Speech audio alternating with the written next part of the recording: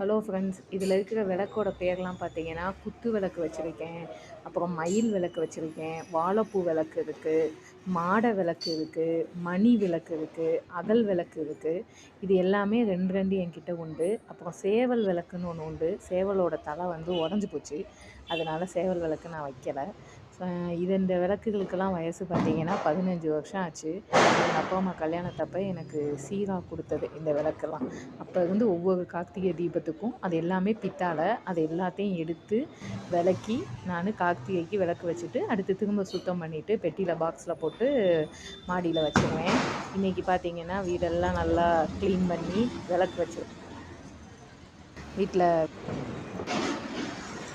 உங்கள் வீட்டில் இந்த மாதிரி உங்கள் அப்பா அம்மா கொடுத்த விளக்கு பித்தாளையில் என்னென்ன விளக்கு வச்சுருக்கீங்க அப்படிங்கிறத எனக்கு தாராளமாக கமெண்ட்ஸில் சொல்லுங்கள்.